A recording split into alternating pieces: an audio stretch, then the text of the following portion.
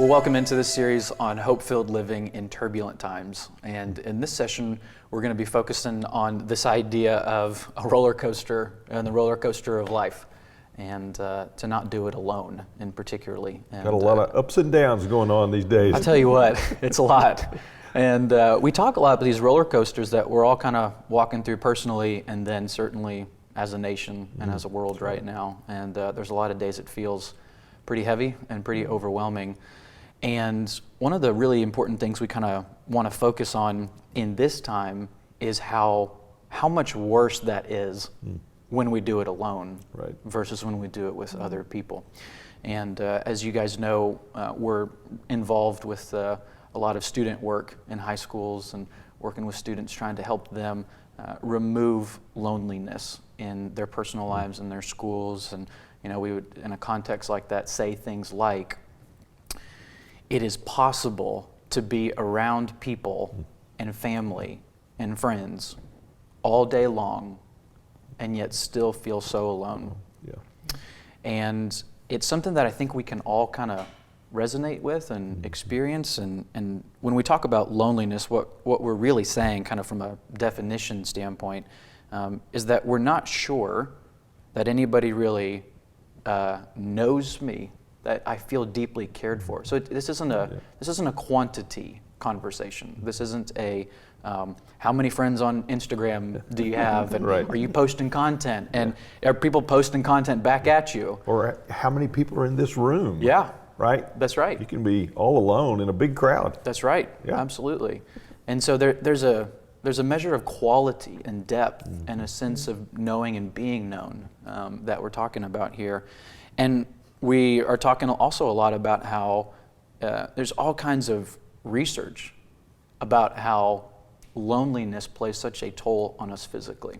I was reading this Brené Brown book a couple months ago, and she quoted from another lady named Julianne Holt, who did kind of a meta-analysis research bit, and it just blew me away. She started talking about the difference of the impact it makes on you when you live with alcohol, when you live with air pollution, all these different types of things. And it was kind of this one means if you live with this, you probably have a 5% chance of dying early. This one, you probably have a 20% chance of dying early.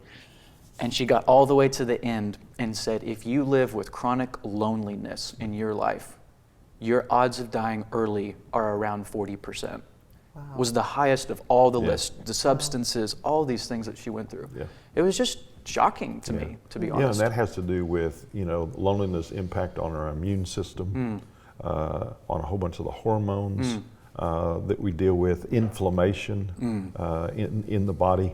And you may have seen one of those studies. In fact, it might have been in that one that talks about being continually lonely is like smoking 15 cigarettes a day. It's wild. You know what I mean? It's wild. The health impact on it. Yeah, so it's tragic. And we're living in a day in which it's being accentuated by all the external stresses that we're going through. Yeah, that's right. That's absolutely right. So that's kind of what we want to talk about in this time, is saying this is real, this is where we are, this is a reality of life. And so how do we do that not alone? What are the things we can control? What are the types of relationships that we can build to remove some of that loneliness in our life? So David, maybe you could kind of kick us off here with this conversation, thinking through the idea of the roller coaster and building those types of relationships. If eliminating loneliness is kind of the goal here. Yeah, that's for sure. Even during the, let's say, the pandemic, we've all had these kind of dashed hopes. Maybe early on we're hoping it won't come to our country, and it did. We're hoping it won't affect our schools, but it did. We were hoping it wouldn't affect our sporting events and our movie theaters, Matt. But it did. But it did. So we're kind of on this roller coaster. We hoped, even among our team, there was a time when we were hoping that the virus wouldn't impact anybody that we knew, right? Right. And yet those hopes end up being dashed. But in a broader sense, life is kind of filled with those ups and downs. Like I hope to get that job. but I didn't, you know. I hope to get that raise, but I didn't, right? I hoped that cancer screening would come back negative, but it didn't. Hope to get that relationship with that Yeah, person. well said there, Matt. You know, no personal experience. Just making sure we all have our examples out Yeah, there. exactly. So basically what we're talking about is really the simple thing that we say, man, when you're on one of the highs of the roller coaster, that's the rejoicing times, you don't want to rejoice alone. It's like watching a beautiful sunset that's phenomenal, and yet there's nobody there with you. There's no one to celebrate with you. And in a similar way, when you're hitting one of those valleys in the roller coaster, okay, then that's where you don't want to be alone. You want someone to be there with you. And that really highlights what we know of as the relational need for comfort.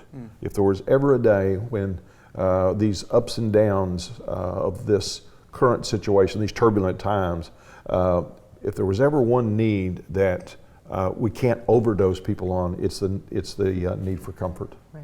You know, being able to just verbalize, man, I really regret that you're struggling with those health issues. I really regret that you've been laid off from that job. You know, I really regret that you're stuck at home with your kids staring at a computer. Trying to do school. Yeah, hoping they're learning something, right? And so this idea of expressing comfort is really important. What I thought we might do real quickly is take just a moment to watch this little short video about what comfort is, and then we're going to talk about kind of practicing that for a few moments together. Life's pain is inevitable. The best way to ease the pain is through the comfort of another person. Comfort is responding to a person who is hurting with caring words, reassuring touch, or simply being present. It's putting an arm around someone when they are sad or quietly sitting next to them when they're hurt. Words of comfort are usually brief, but extremely powerful. They include sharing the compassion you feel for another person. Comfort is missed anytime another person's hurt is minimized or overlooked. Comfort is not giving a pep talk, logical explanations, or unwanted advice. Nor is it comparing pain, offering criticism, ignoring the situation, or changing the subject. Comfort sounds like, I'm sad for you. I'm so sorry you're going through this. Or, I'm not sure what to say, but I want you to know I really care. So start thinking about how you'd like to give and receive comfort. Because although we may not be able to prevent another person's hurt, our comfort can help ease their pain.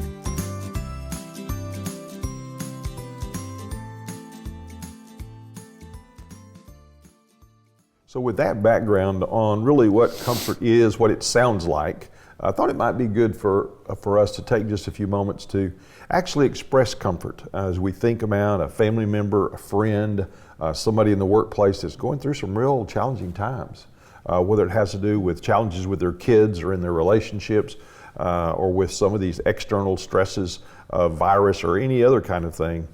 To actually really reach out and communicate, I'm really sorry you're going through that.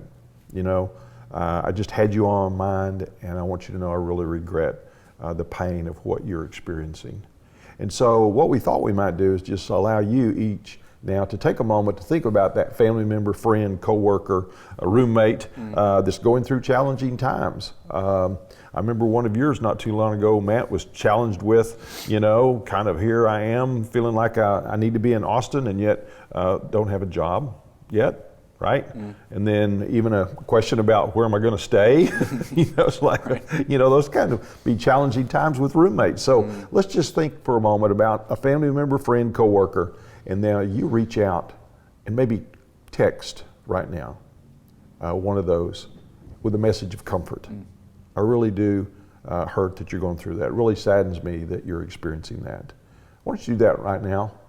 And you might also put that in chat.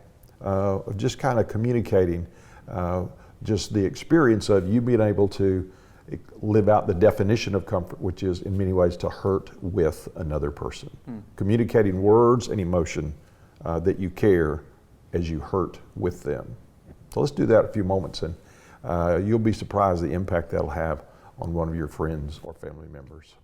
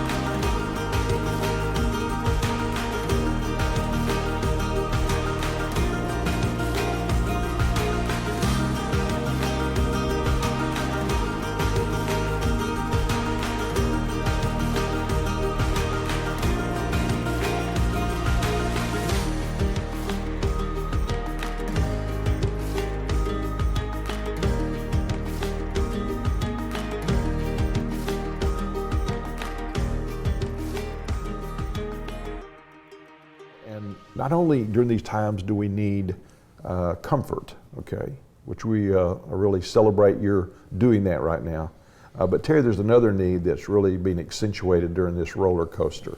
So tell us a little bit about that one. Well, one of the ones that we can also meet the need for is the need for appreciation. And we define appreciation, as y'all know, as noticing someone's accomplishment or someone's effort. And it particularly surrounds what people do and the efforts they make. It also includes noticing what's right about what someone does and not so much about what someone gets wrong. And so we're about to show you a little bit of a video, and it's a particular example of a appreciation in the workplace. And what I'd like for you to do is, as the video plays, I'd like for you to watch how powerful the need of appreciation can be, even if it's with someone that you don't even know. These workers experience some appreciation and watch the hope that fills their faces as you watch.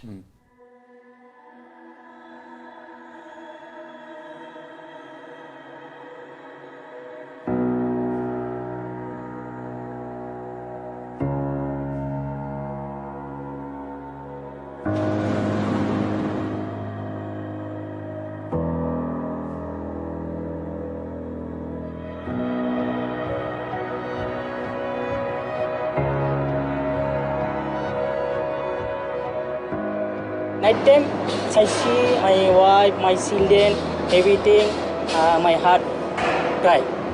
I cannot enjoy father, mother. Always go family help. I no help. I miss my family more.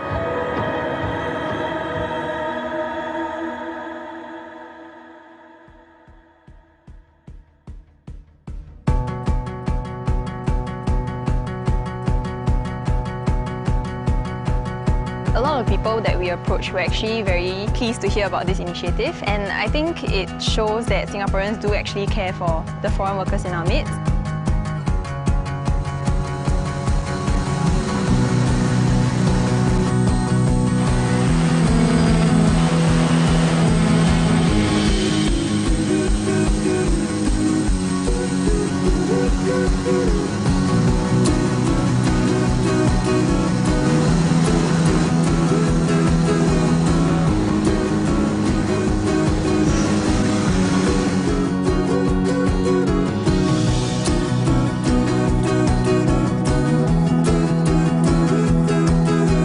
Thank you for helping us build our buildings.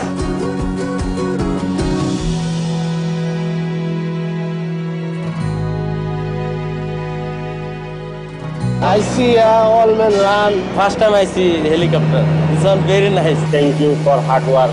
In here, I think more than 2,000 plus workers. So everybody getting cook. We are very happy because we thinking still somebody think about us.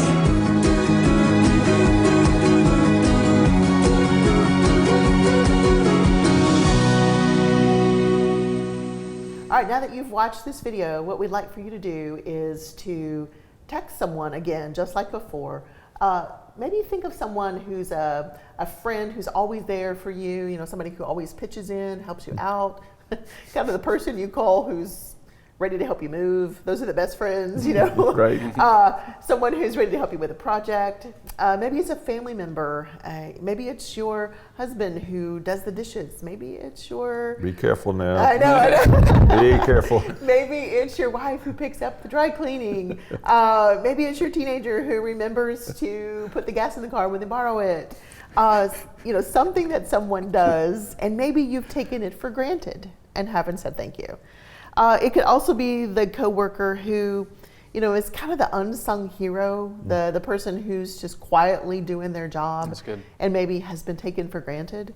And so take a moment, everyone, to text a family member, a friend, or a coworker and give some appreciation. And that just can simply sound like, hey, thank you. I want you to know I really appreciate how you, and you finish the sentence. So take a few moments to do that now.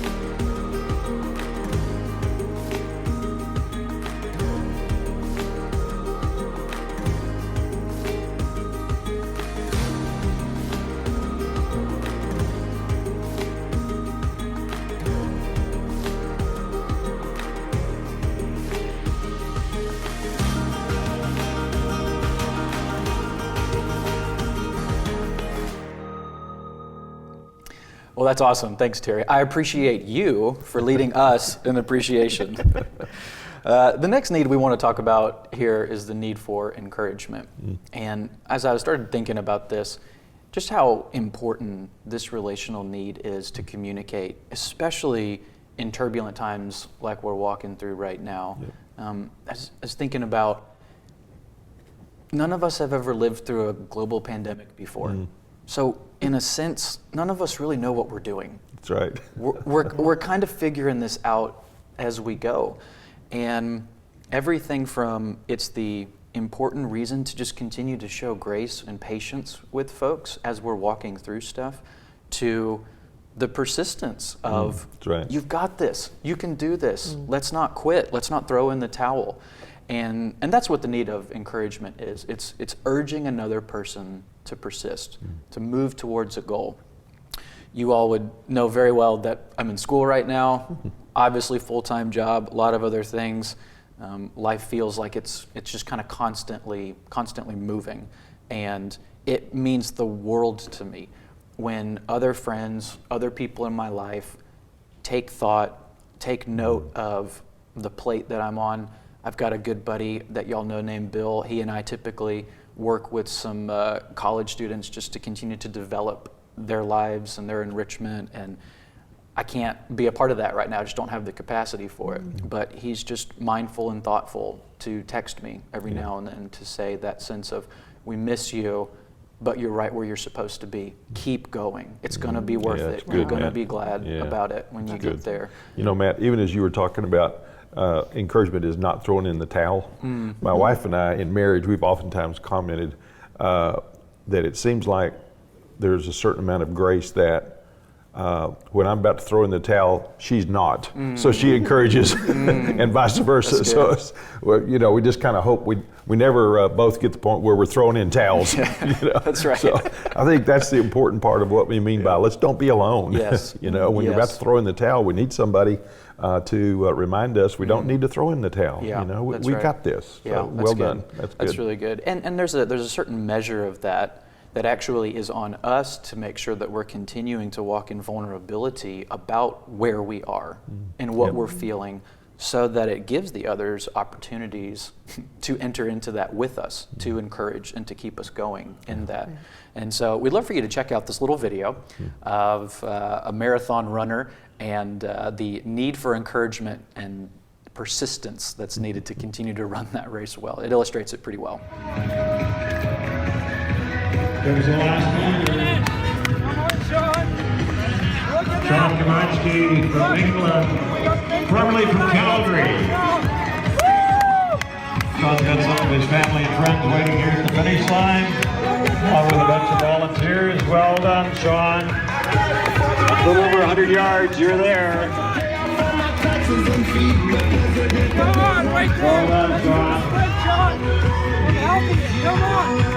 Come on, everything you got. There we go. Sean, There you go, Sean. very nice. Come on, everything you got, man. All the way. Come on. John Come on, Parsons. show everybody what you're made out of. Come on, you go. Oh, he's getting some high fives. Go. So nice. Well done, Sean. Come on, Sean. Come on, Sean. All the way to the end. Come on, man. 708. Come on, Sean.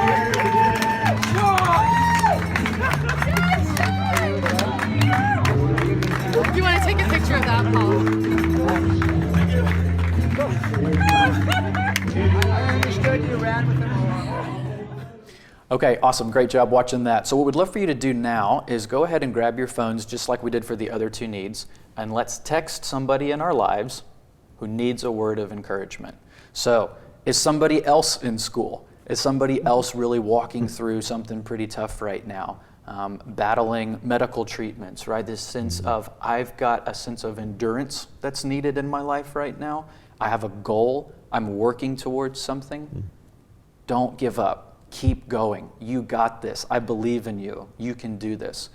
Who's just that one person in your life right now that you could identify as needing some support, needing some encouragement from you to keep going towards that goal? pull out your phone and text that person now.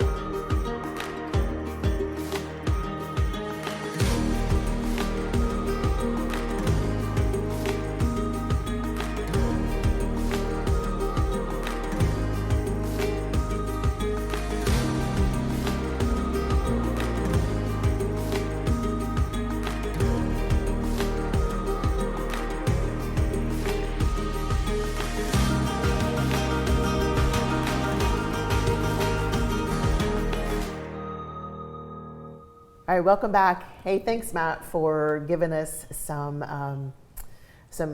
opportunities to give encouragement to the people we really care about. We can all benefit from that. I know my son has especially needed some encouragement as he's pursuing his schooling and education at home. There's a temptation to throw in the towel. Let's just say it that way. Yes. And he's a senior, so he's a senioritis has already got him. So there's a lot of, that towel is poised and ready to go. So we've had to do a lot of encouragement for that boy. But one of the things that has been important for this aspect of roller coaster of life and aloneness for me has been, I can have a tendency sometimes to kind of sit back and wait for others to engage with me, and that can actually be a really lonely place. But what we're advocating here is, in order to help ride through this roller coaster of life, actually it's our initiative to meet these needs that is something we can control, which we talked about before. And what we can control is our initiative to engage relationally with other people. So what we'd like for everyone to do right now, you've had an opportunity to text someone and meet the need for comfort. You've had an opportunity to text and meet the need for appreciation and encouragement. And so now what we'd like for you to do is we'd like for you to stop for a moment, and whoever you're doing this course with, we'd like for you to talk about that together. Who you sent those texts to and why. And if you've gotten some responses back, go ahead and talk about that and celebrate a little bit. By now, some of these folks may have gotten a little responses, and you want to acknowledge that and share that with one another. So take a few minutes now and engage with one another and have a relational connection with the people you're going through the course with. Go ahead and do that now.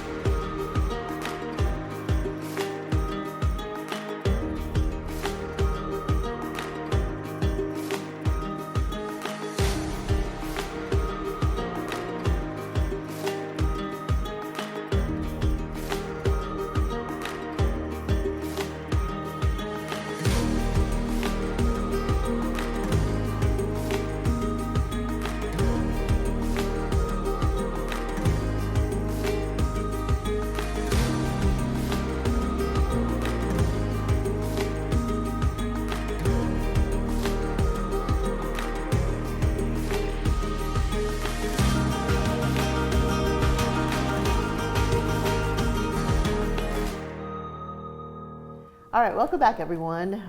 David and Matt, one of the things we want to talk about right now is, in the midst of turbulent times and a roller coaster of life, there's some things that can happen on those downward points of a roller coaster that can just flat out make us mad. Had one of those yesterday. Well, it's fresh, so I'm glad I could be here with you today. And one of the points that we want to make sure that everyone is equipped with is, well, if I'm feeling angry, what do I do about it? And how do I help ride out this roller coaster and not be even alone in my anger? And we actually have an acrostic that can help us with anger and know what to do with it. And so I'm going to go through each letter, and it helps you remember the process by which you can handle and resolve anger. And the first one is A stands for ANGER. A stands for acknowledge it. You know, I just need to own up to, if I'm angry, I need to own up to it. I just did, yeah. Well done. We're moving through. And so I just need to say something like, man, this just is really making me angry right now. Or I am so upset. I'm just mad. You know, go ahead and say it. And just get that out there, and whoever you need to, or acknowledge it even in writing. And then pause. And then N is the next step. And then N stands for notice it. Notice where it is in your body. Notice where it is, you know, whether it's in your stomach or in your, what it does to you physiologically. Because the more we're aware of what anger does to our body, the more equipped we'll become as we're aware of that to regulate it. Yeah, it's called blood pressure. It is. Yeah. And it just shoots For right me, up. my stomach's okay, but blood pressure, no. Heart rate, all those Heart rate, things. yeah. Yep. That'll work. So you've just done number 2 there. You've done N, and you have become self-aware of how that affects you. The other thing we want to notice about our anger are the relationships that surround the anger. Like, what is it, and in what aspect of a relationship is causing this anger to rise up in me? And then the next one is G. G stands for get to the vulnerable emotion. And the reason why we say that is because anytime you're angry, you're also feeling another kind of more tender or more vulnerable emotion. And it's real important to be aware of that. And so we can be angry and also disappointed, or angry and also disrespected, or angry and also hurt.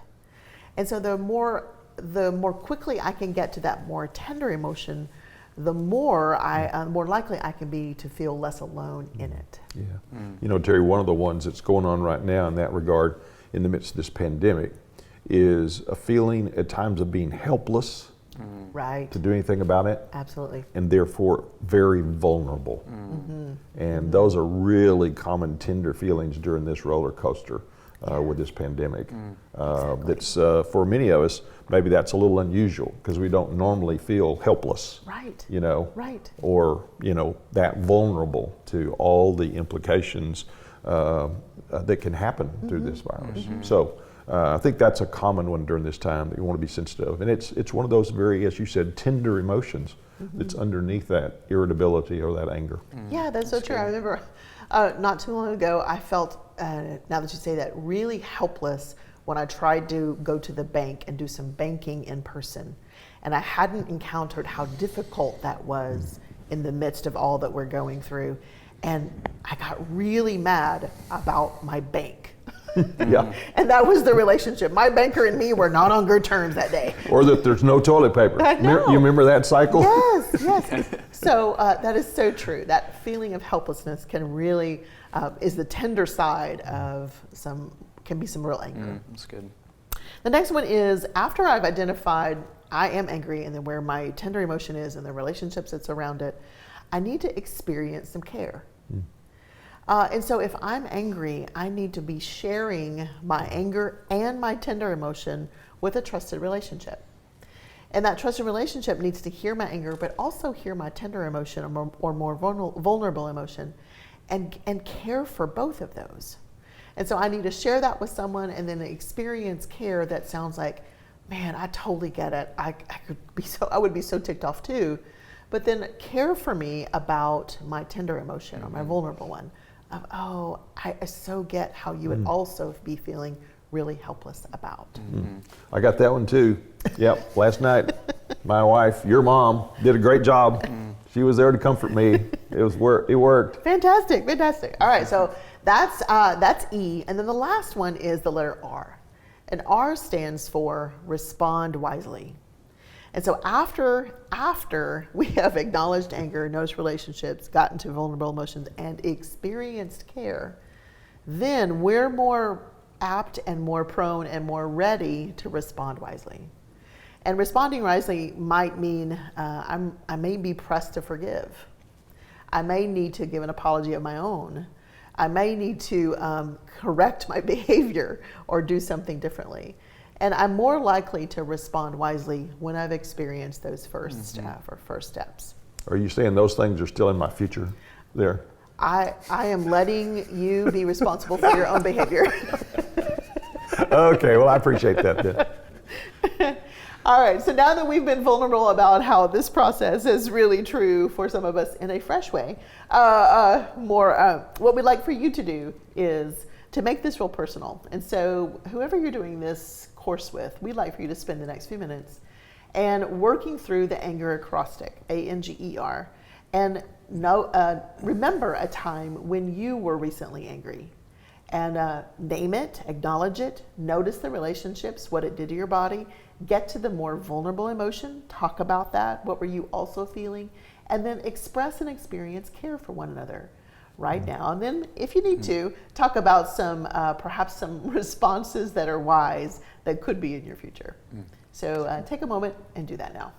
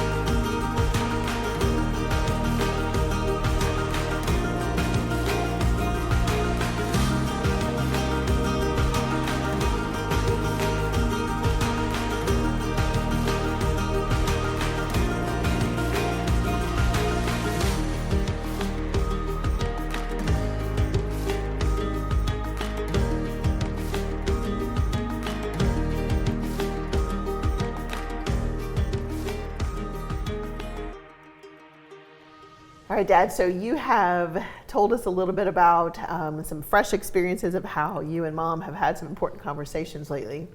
And could you tell us a little bit about, I know that there's a practical discipline that has helped both of you be real consistent in meeting each other's relational needs and helping each other ride this roller coaster of life.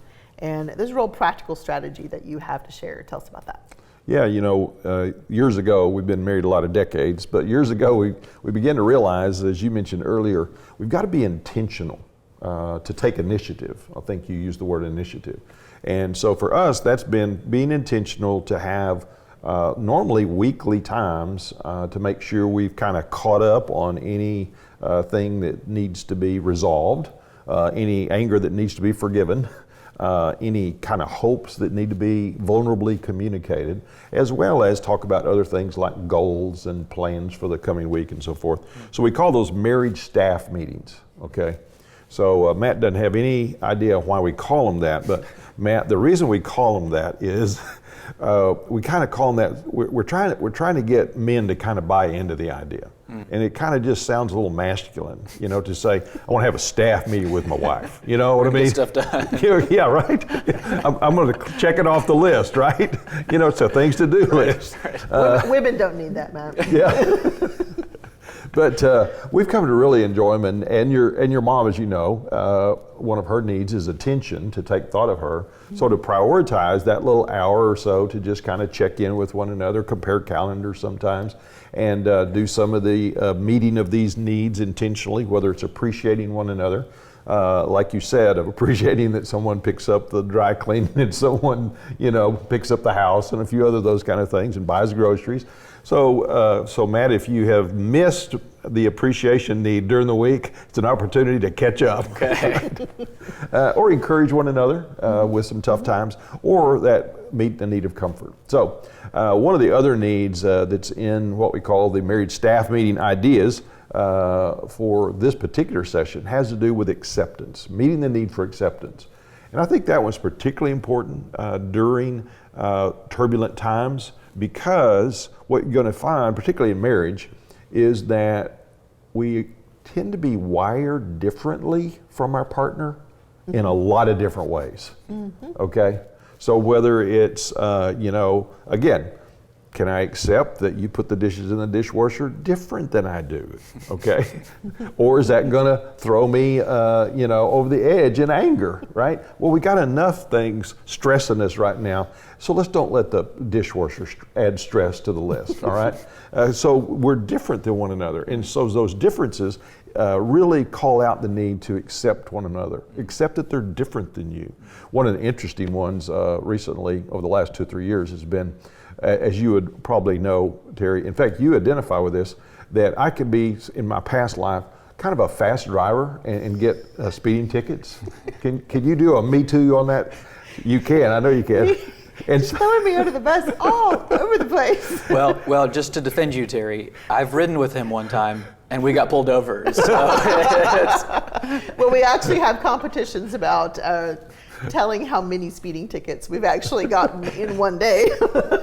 Well, but interestingly, in the last 18 months or so, as you know, I traded my big SUV, for this little car.